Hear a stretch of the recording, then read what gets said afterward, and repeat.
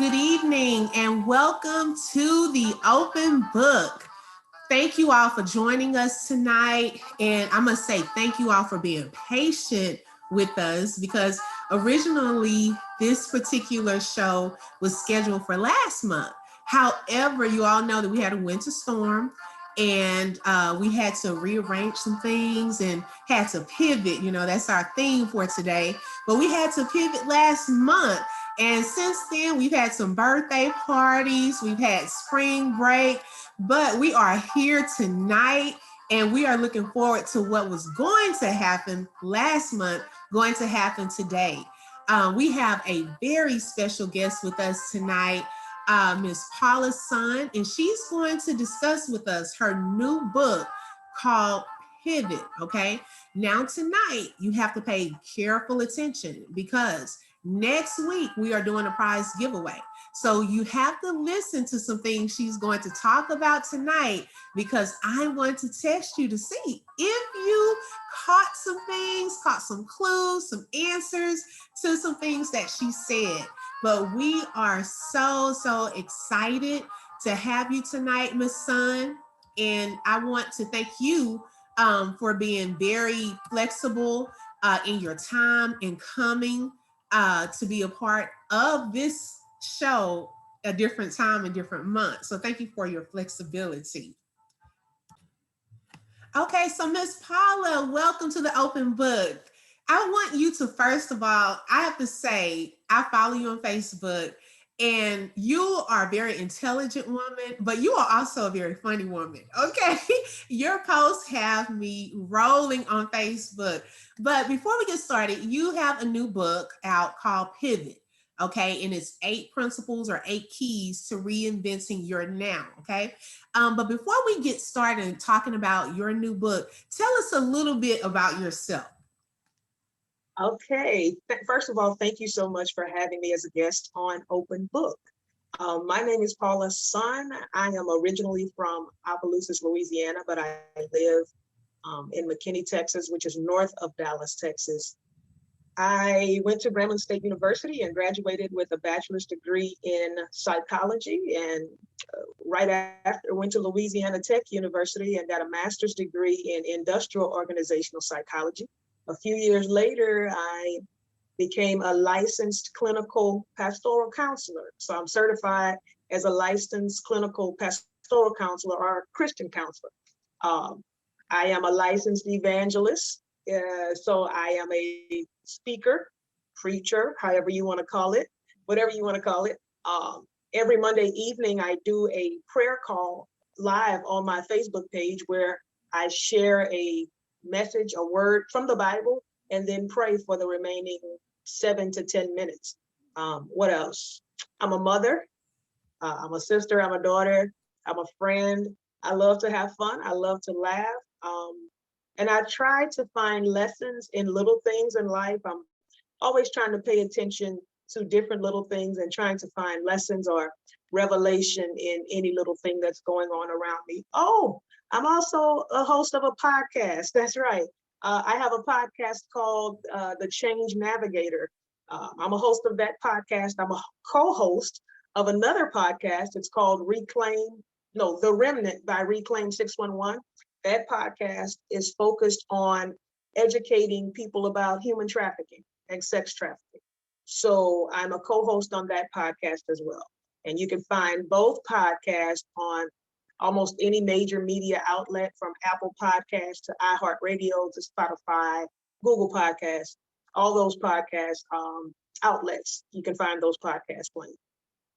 Wow. And I remember, I don't know if you remember, but I remember at Dayspring Family Church, my church with Pastor Sonia Dickerson, you preached during the women's conference one time. Yes. That was my first time actually seeing you in person. Okay. And then I think from then I started following you on Facebook because you just really poured into us that night. I do remember that. Oh, thank you. Thank you. So, okay, one thing that we usually ask every author here, because we're curious. A lot of people that watch the open book have either written books, they are in the process of writing a book, or they may want to write a book. But one thing we always want to ask is, how long did it take you to write this book?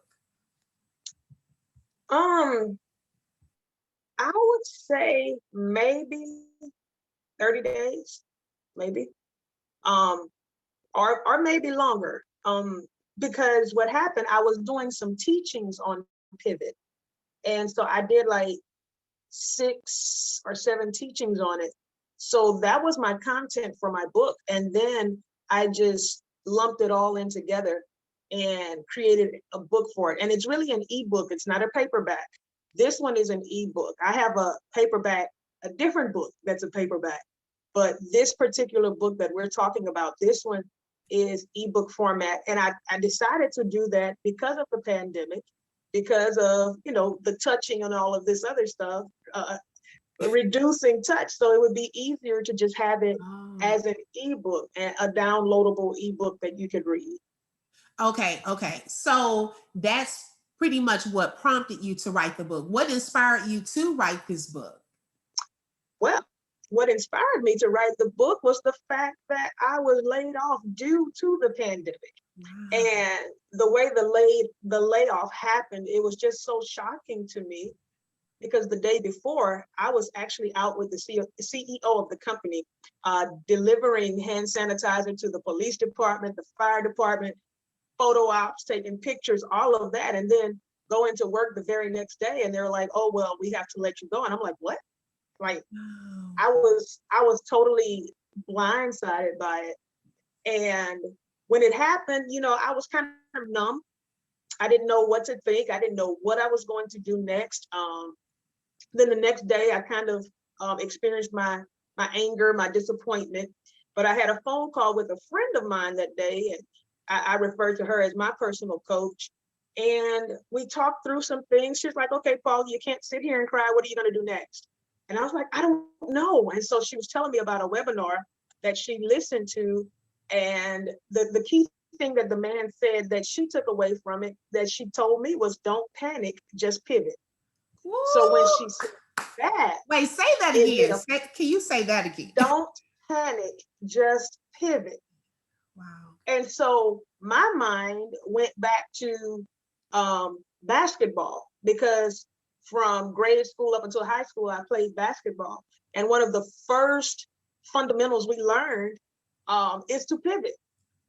So this Ooh. book was written from the perspective of what it means to pivot, but how to apply it to your life. So Woo. it was written as a result of being laid off. Don't panic, just pivot. Yeah. Wow. I mean, that'll preach just in itself, the phrase, Right. because a lot of people have gone through adverse situations. Like you said, a lot of people were faced with unemployment during that time. People are faced with divorce. People are faced with homelessness. Some people lost homes. Some people lost cars. Some people have just, I know, even during the winter storm recently, a lot of people had to pivot again. We had to first Mhm. pivot during the pandemic, but then we had to pivot again during a whole winter storm here in Texas, where Mhm. others have lost homes and so forth. So you talked about um, the job situation and losing the job unexpectedly. So is there any other adverse situation that you can share with us where you learned how to pivot or had to pivot in that situation? Um, I had to pivot when I got divorced. I was married for 19 years Wow. and then got divorced. So I had to pivot and learn how to, not that I didn't know how to, but to do things independently as a single woman. And I had never lived on my own as an adult, Wow. because right after college, I got married. Okay. Therefore, um, I lived with my ex-husband at the time. So I didn't experience living as an adult woman independently until I was 41. Wow. So adjusting from being married for 19 years to trying to figure out life and do everything on my own at 41, that was a huge pivot as well. Yeah, that can be scary. Yes. Yes. Wow. So what were some of the things during that time, like even thinking about the loss of your job and the loss of your marriage and having to learn how to pivot during those seasons in your life? What would be some advice? What are some things that encouraged you or helped you make it through those times? I can honestly say the biggest thing was a strong support system. Wow. Um, I had friends. There's a friend of mine. She made this statement, and it stuck with me when I was going through my divorce. She said, "You are constantly helping other people. You are constantly pouring out." She said, "And right now you don't have the strength to fight." She said, "So I'm here. Your friends are here to fight for you. You don't have to fight. You don't have to do anything but just get through this day by day." And so that gave me the strength uh, mentally Right. to just keep pushing, because you don't realize you have those type of friends when you're married, because you're you're not really focused on those friendships. You know that they're there, but Yeah. you're working on your marriage. Right. So to leave a marriage and then have that strong support was such um such a rewarding thing. As far as the job goes, it really, both of them, let me not neglect this, because prayer and God, that's always at the top of everything. But if I could say something that was tangible for me, that helped me, was a support system, people I could actually touch, people I could call on if I needed anything, people who were encouraging me, things like that. And it's good to have that support system, because different seasons of our lives, we notice sometimes the people in our lives change. When you're Correct. married, like you said, in my single state, I had a group of friends, but then when I became married, somehow those relationships kind of changed. Nothing bad or anything, but then you start hanging around more couples and so forth. And so having the right people around you is so important, so key to making it through, because sometimes when you can't pray for yourself, you need others to pray for you and intercede on your behalf and help you through that. I know that a lot of times, like when people are faced with job situations, and even before, like God may have laid on our hearts to leave a job, we know that there is something that we want to do, and God is calling us to do this. But having a job, we're like, you know what? I'm used to getting this in my checking account every week or every other week or once a month. I'm used to having this insurance at this company. I've been here 20 years. And so then we become fearful of stepping out on faith and really getting outside of our comfort zone. And I think that during those times, it hinders us from moving forward and pivoting in the seasons that God wants us to pivot. Because Mhm. everything has a time, everything has a season. So, what advice would you give to people that are fearful when there's some type of adverse situation, a job loss, the loss of a marriage, or ministry issues, or losing a car, so forth? What advice would you give people when they are fearful during those seasons? um, Check your pride, because that's what I had to do. I had to check my pride. um, Being fearful, that's a natural response from every human being. Every human being, when you get caught by surprise or caught off guard, the first response usually is fear. But then you have to push past that fear, move to a place of faith, move to a place of, well, what's the worst that can happen? Because whatever I'm experiencing now feels like the worst, right? Oh, that's good. So you have to find a way to get past that fear, because fear paralyzes us. Fear will cause us not to move, okay? Fear will cause us to be stuck.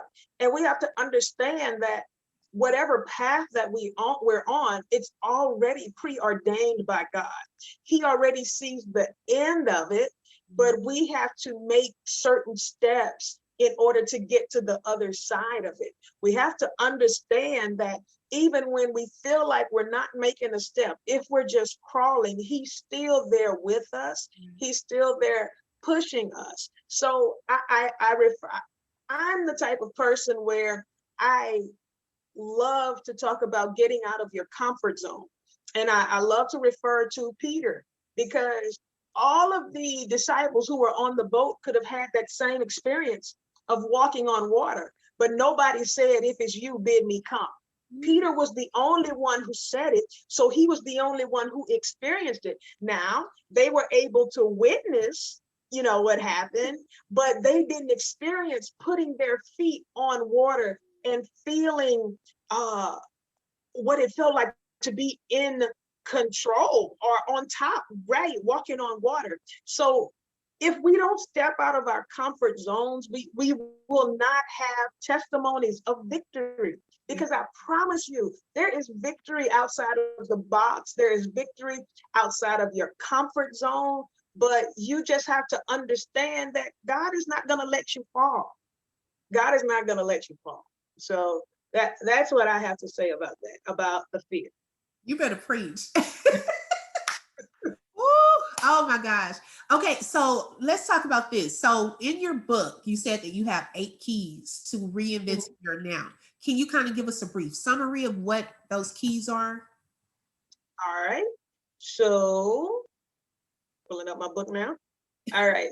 So when I say pivot in its simplest form means to turn or reposition, right?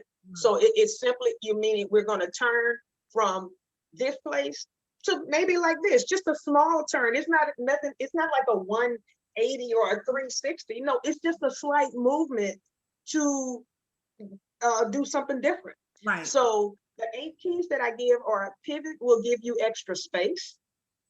A pivot will give you an alternative. A pivot will allow you to see something differently. A pivot will help you get out of trouble. A pivot will help you have breathing room. Pivot will help you have extra time. Pivot will help you to become open. And you can pivot to react in a pressured situation. So those are the 8 keys. Ooh, okay, so and something you said it made me think about, because you said you had to do this during basketball, but it made me think back to my band days. I used to play the trumpet in band. And I remember one of the things that we had to do too was pivot. And like you said, it was a small step. But once you were facing one direction, you made one goal, you met that goal, and then sometimes they would tell us to pivot again to go a whole different direction to get to where we were going. And so it can be one step at a time. That's something right there. Uh-huh. When y'all pivot to make that turn or another direction, the whole formation from the top looked different. Yes. Ooh, you know what I'm about to throw. The formation from the top, if somebody was recording it from an elevated view, they would see how just that slight turn made the formation different. My God. I'm a little speechless on that. Oh my God. And that is so true. That is so true. It changes things. One little slight change can change something. One step of faith. I remember I shared with Pastor Sonia one time about writing a book, and I'm like, you see this end result. Like you look around, you see people, oh, I've written 15 books and blah, blah, blah, blah, blah. And you're like, man, I'm trying to get through one. And she told me, take one sentence at a time. Just, carve out during your day, write out a couple of sentences here, and before you know it, you would have written your full book. And so just making those slight changes really, really amount to a great, great benefit later on if we continue with that flow. So is there anything else that you want to share with us about pivoting during those seasons? Like I said earlier, I had to really get rid of pride, because when I was getting divorced, when I got divorced, I decided to leave and start over. I was like, I don't want anything. I don't want a bed. I don't want any furniture, but I didn't have anywhere to live. Oh. So I had to ask a friend of mine, could I live with her? And I was willing to pay rent to live in one of the rooms in her house. And she said, yes, but I'm not going to charge you anything. I just want you to get on your feet. So I stayed with a friend of mine for 5 months. Not too many people know that, and so many people will know it now that I'm saying it, like this. But I stayed with a friend for 5 months and started with nothing, started all over with nothing. But I can honestly say that that experience taught me so much about what's in myself. It taught me about, again, the support of friends and how important it is to be there for people when they need it, when they need it most. And this wasn't somebody I talked to every day.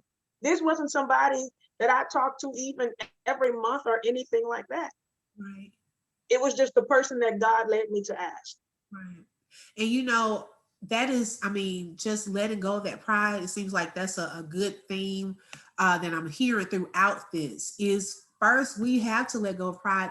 And with that comes first letting go of surrendering, I should say, our will for what God's will is. Also letting go to be able to ask for help because it showed, and I hope tonight this gives someone some hope that even if you're having to start over or start from scratch, you can get, because it seems as though that moment can actually catapult, it's hard to say that word, you further when you're obedient. And when we do let go of pride and we get the help that we need during that time, you are able to move forward and do some great, great things. It seems to me in like a short period of time. Was that a long time in between the time where you had to do that till now? Because it seemed fast to me watching it. No, I got divorced in December of 2017. And by May of 2018, I moved into my own place. I was laid off last year in April. I'm still not working, but I am living life and enjoying my life. And I discovered, I wrote down 7 different streams of income that are inside of me based on what I do. A friend of mine told me about the 7 rivers in the Garden of Eden. And he was like, that's where the concept of 7 streams of income comes from. So there are 7 gifts that God has placed on the inside of me that allow me to benefit monetarily. Okay, now you have to expand. I need you to expound, I should say, on that because I've never heard that before. Give us a little more about that. Oh my God. Oh, which part? About the 7 streams, you said 7 gifts can produce the 7 streams of income because there may be some people that have some gifts and talents that actually could work to their benefit and it could turn into a stream of income. Correct. So when I preached at you all's church, I talked about this message about, I think it was the woman who had the pot of oil. When Elisha asked her, what do you have in your house? And so what I learned from that scripture, the Lord opened up my eyes that she had the one thing that she thought was so valuable, which was the anointing, but it produced so many things in her life. When he told her to sell, pay, live, from that one pot of oil, she was able to sell it, meaning she became an entrepreneur. She was able to pay off the debt. So she broke generational curses. Then she was able to live, her and her sons, off the rest. So she lived off the overflow and she lived abundantly just off that one thing on the inside of her. So a lot of times when we say streams of income, we're thinking that we have to have so many different things on the inside of us, but it could be just that one thing that brings us so much. So for me, I don't have my list in front of me, but I'm a speaker. I do counseling. I do coaching. I write books. I sell gumbo. I have merchandise, and I do a podcast. I get paid for the other podcast that I'm a co-host. Okay. So that's 7 things. Wow. And it's all based on my voice, uh, my writing ability, and the gumbo is just based on. I'll have to tell you about how I pivoted into that during the pandemic. Oh, okay. So, ooh, when I tell you this is blessing me tonight, oh my gosh. I mean, that encourages me. I mean, just to think of Mhm. the speaking part, and I was just thinking about this book the other day that I read. I forgot the name of it, but he gave steps as to how he was able to quit his job and really live his dream as a speaker. How he would work, but on his lunch break, he was doing speaking engagements across the street at a hotel. And he would add up the money from that and rent out larger places because his audience grew, and he would do videos and show those. But he worked himself, I should say, out of a job. And so I was just thinking about that within myself, working myself. I'm like, okay, God, what are some of the gifts and talents that I have that you really want me to utilize as a stream of income? And then how do I need a plan of how this works while I'm still working, so that I'm no longer tied to this job but can really work in my passion. And so when I tell you tonight, this is blessing me and really giving me some ideas on how to do that. I read a book at the beginning of when I got laid off. So after I got laid off, I can honestly say I think I've read about 7 or 8 books in this time. Uh, the first book that I read that lit a fire under me, I didn't even know I had this book.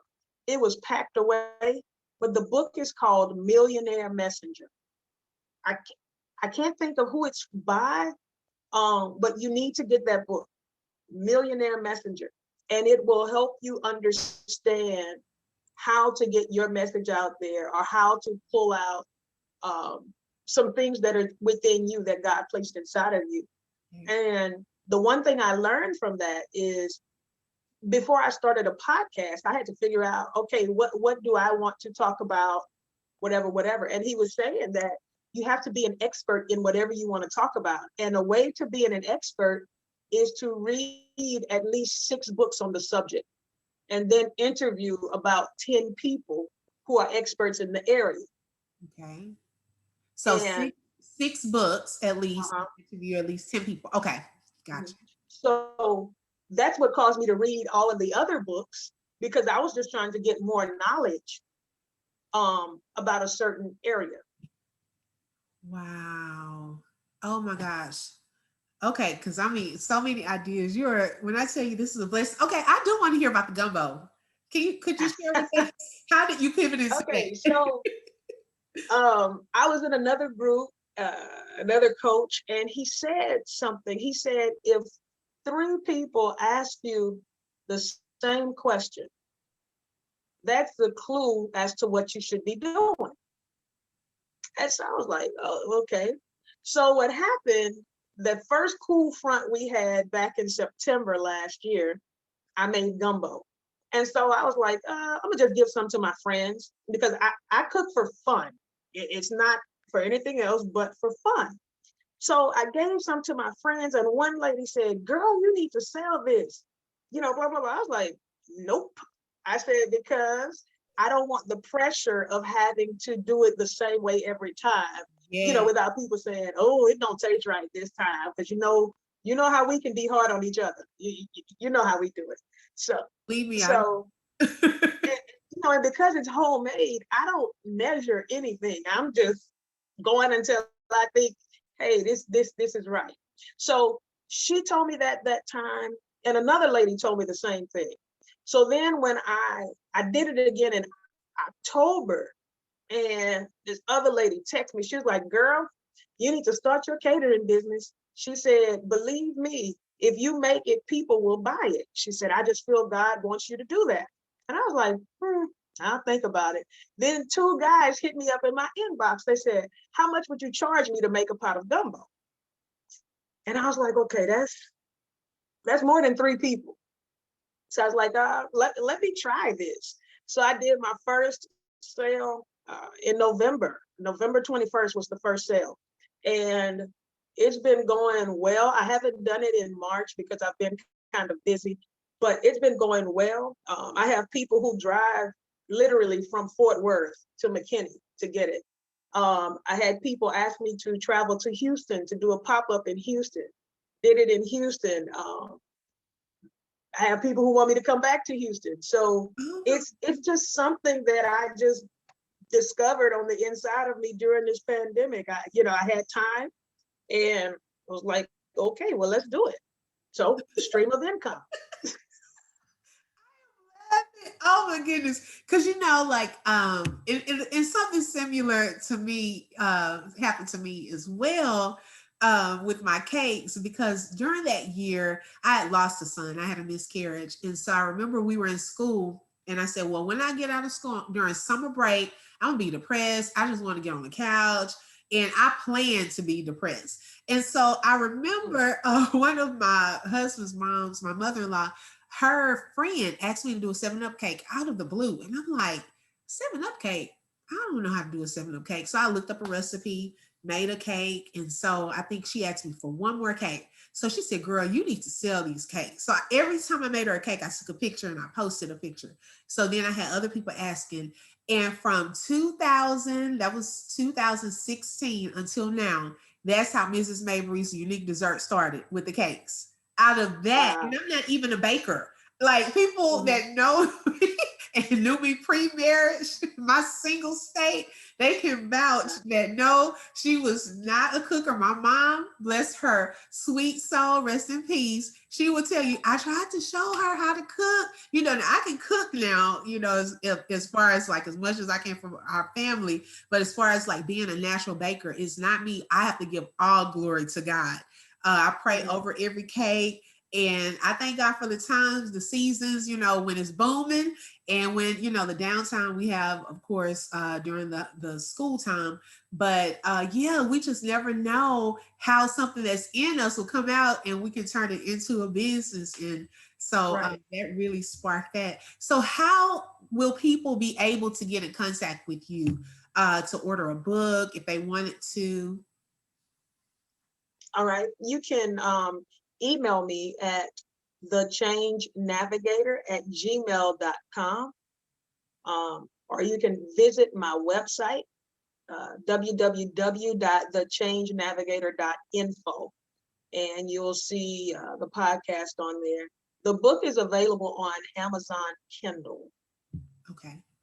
Yes. But if you want to copy from me, directly from me, downloadable copy, you just email me, and you can purchase it from me as well, either Amazon or directly through me. Wow, thank you. And when I tell you, this has been a blessing tonight. We really, really want to thank you tonight for being a guest at the Open Book and sharing your keys with us of how to reinvent our now. And so, is there anything else you would like to share with our audience tonight? Any final words? Yes, I would love to just say, don't be afraid of what feels like the worst moment in your life. You're going to experience, all those emotions that come with it. But I promise you, on the other side of it is some sort of victory for you. Now, the other thing I want to share with you, and it's so, so important, and it shocks people when I say this, but when once you get to that point where you have your plan and you're ready to take off and do all these great things, expect to fail. That's hard. Speaking for myself, that's hard. I'm glad that you're saying that. And I don't mean fail the ultimate mission. I just mean at some point en route to success, you're going to experience some failure. But don't stop. Don't stop at that point. We think that when we have this big plan and we're headed in the right direction, failure kind of knocks us off of our feet and it stunts us, and it'll make us want to stop. But if you prepare yourself mentally to know that, hey, I may not win at every step, at every step in this process, but it's working toward the greater good. Yeah. So it's not a loss, it's a lesson. Okay. It's not a loss, it's a lesson. And you fail forward. So expect to fail. You're not alone. You won't be the first, you won't be the last, but you just kind of get up, dust yourself off, and keep going. Because if you look at where you are at the point where you fell from where you started, you'll see that you made progress. So you'll know that in you, within you, if you follow your script, follow the plan, trust in the Lord, lean not to thine own understanding, acknowledge him in all of your ways, and he'll direct your path. So understand that all things work together. Even the failure is going to work together for your good, for your success. And if I could encourage any writer, I have a friend of mine, she was like, I need to write a book. I just need somebody to help me stay accountable. Here's what I did for her. I told her, I said, I want you to commit to me, to writing every day for an hour. Whatever time you feel you are most creative. Some people are more creative early in the morning. Some people are more creative late at night. I said, just give me 1 hour every day for 30 days. I said, now what I'm going to do, I'm going to check in on you every day to make sure you're writing. So what I did for 30 days, I set an alarm on my phone at the same time every day to check on her, just to ask her if she did her writing. And I think right now she's almost finished with her book. So it's as simple as that. And when I say 1 hour of writing, I mean, you stop, you put a timer on and you stop after 1 hour. I don't care if you have thoughts flowing, cut it off. Cut it off. I promise you it'll flow the next day. But cut it off. Give yourself a structure, 1 hour a day, and you would be surprised how much you have written in 30 days. And you don't necessarily have to have your chapters, what your chapter is going to be about, or it doesn't necessarily have to be in order. The first goal is just to start writing.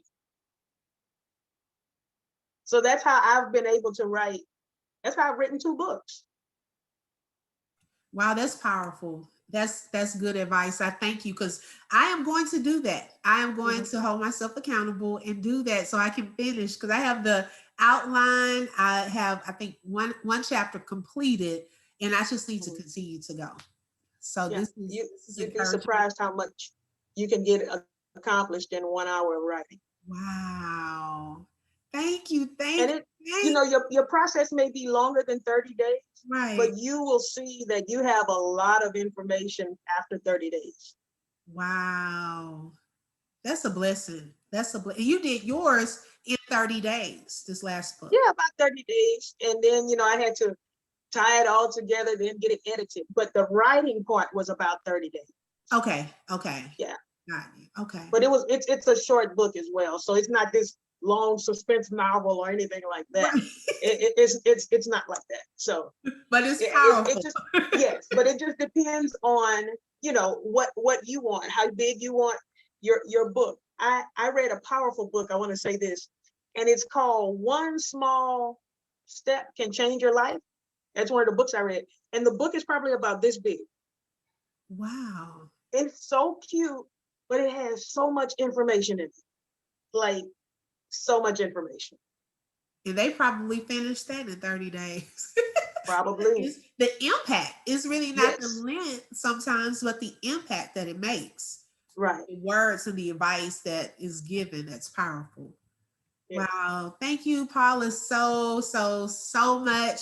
And thank you all for watching tonight, the open book with our Pivotal Moments series. And I hope tonight you have been blessed, you have been encouraged, inspired. We will be on the lookout, because this week, or next week, I should say, because today is Saturday, we will have prize giveaways based off of some things that Paula shared with us tonight. So I hope you were listening carefully. And I hope to see you all next month. We will have another special guest that I will announce. And I look forward to seeing you all, and hope you all are blessed. Have a good evening. Thank you all for joining us tonight.